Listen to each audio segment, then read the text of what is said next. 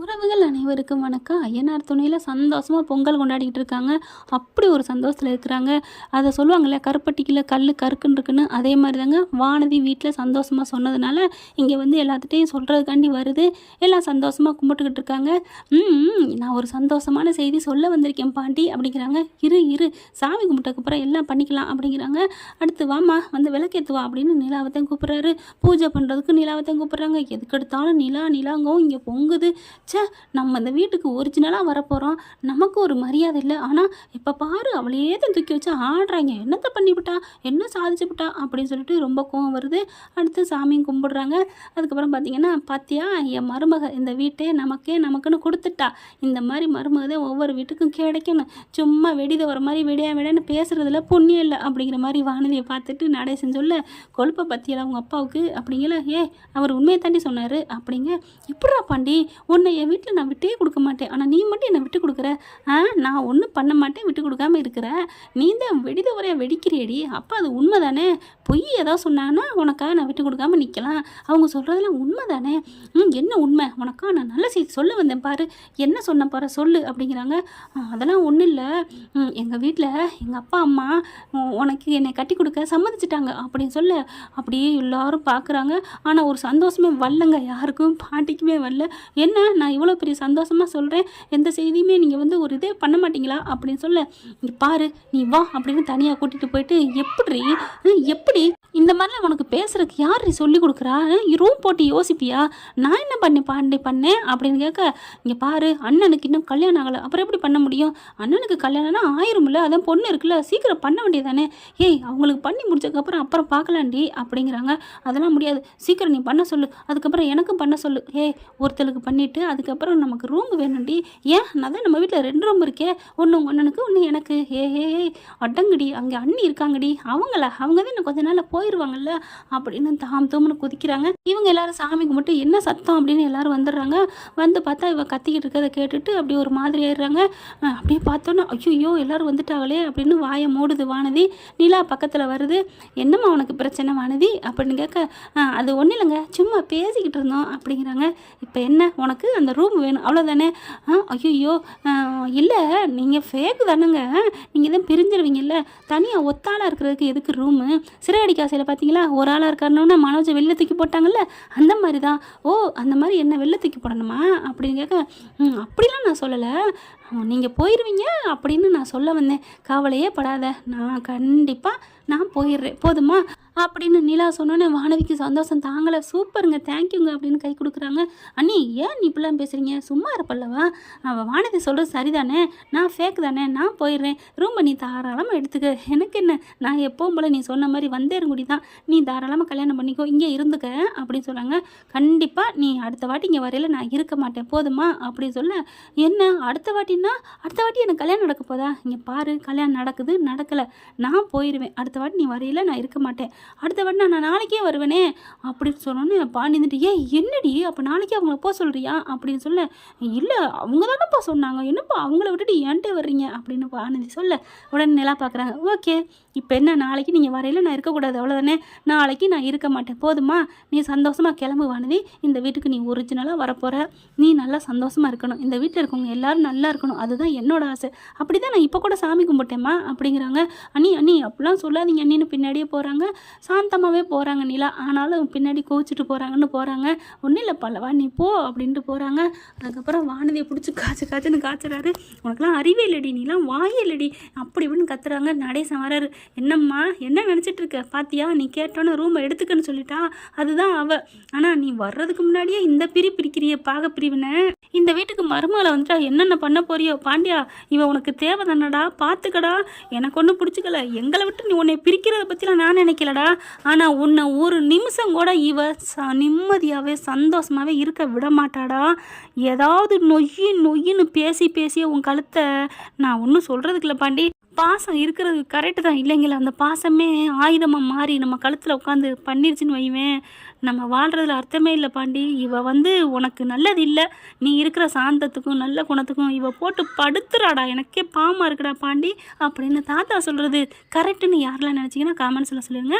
அடுத்து வானதி, இங்கே பாரு எல்லாரும் பேசுகிறாங்கல்ல, நான் போகிறேன் அப்படின்னு சொல்லிட்டு அழுதுட்டு போக, நில்லுடி, என்ன நில்லுடி இல்லடி எல்லாரும் சொல்லையில அவங்கள யாரையும் நீ கண்டிக்கல, உன்னை போய் நான் கட்டிக்கணும் ஒத்த கால நின்னேன் பாரு, என்ன அடிக்கணும் அப்படின்னு வீட்டுக்கு கோவமாக போக, என்னடி சொல்லிட்டியா எல்லாம் சந்தோஷப்பட்டிருப்பாங்களே, ஈன்னு சிரிச்சிருப்பாங்களே, ஆமாம் இதை ஒன்று நீ சொல்லிக்க வெக்கம் இல்லாமல் அப்படின்னு ரூமுக்குள்ளே போக, என்னடி சந்தோஷமாக மினிக்கிட்டு போனால் இப்போ என்ன, நான் போய் சொன்னதுக்கு எல்லாம் அதை கண்டுக்க கூட இல்லைம்மா அப்படிங்கிறாங்க. ஏண்டி கண்டுக்கல அப்படின்னு கேட்க, அவங்க அண்ணனுக்கு கல்யாணம் ஆகணுமா, அதுக்கப்புறம் தான் எனக்கான், அது என்னமோ கரெக்டு தானே அப்படின்னு அவங்க அப்பா சொல்கிறாரு. என்னப்பா கரெக்டுங்கிற, என்னென்ன கரெக்டுங்கிற அப்படிங்கிறாங்க.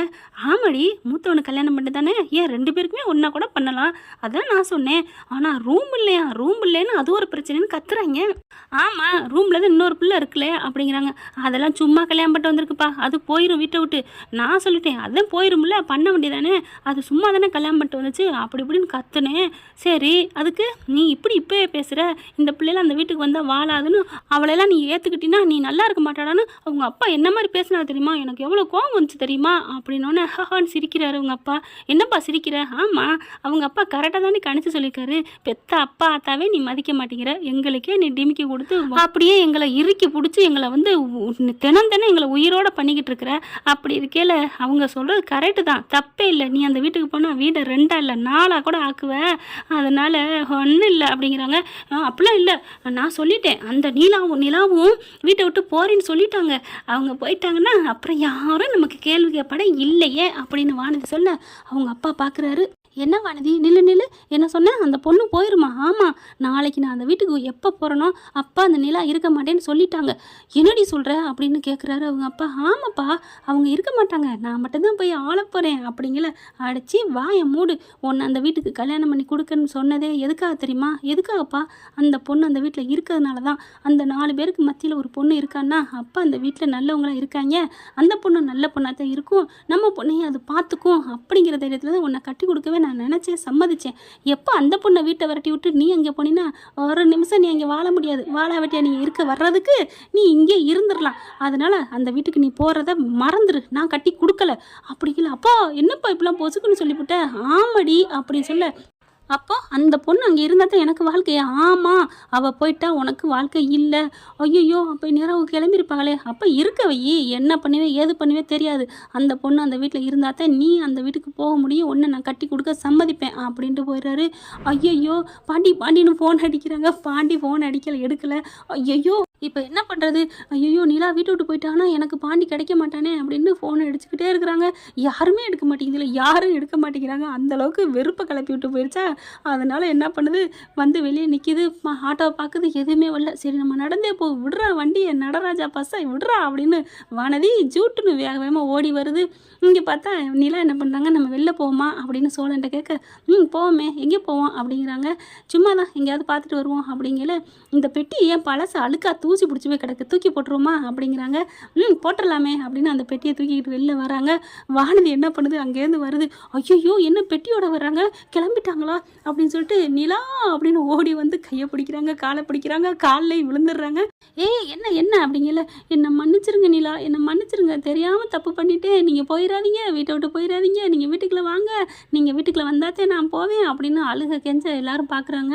நான் எங்கே போகிறேன்னு சொன்னேன் அப்படின்னு சொல்லிட்டு இருக்கல, நீங்கள் நான் சொன்னதுக்காண்டி போகிறீங்களா, நீங்கள் போகாதீங்க, நீங்கள் போயிட்டா எங்கள் அப்பா இந்த வீட்டுக்கு என்னை பொண்ணாக கொடுக்க மாட்டேன்னு சொல்லிட்டாரு அப்படின்னு நடந்ததை சொல்ல சிரிக்கிறாங்க. சோழன் வந்து பக்கத்தில் நின்றுட்டு வச்சாரா ஆப்பு அப்படின்னு சொல்லிட்டு இருக்கல, டக்குன்னு கண்ணடிச்சிட்டு, நிலா நீங்கள் கிளம்புங்க, வீட்டை விட்டு நீங்கள் கிளம்புங்க, போங்க அப்படின்னு வானதியை தள்ளி விட்டுட்டு நிலாவை கூட்டிட்டு கிளம்புறாரு. நிலா நில்லுங்கன்னு வானதி பின்னாடியே வருது.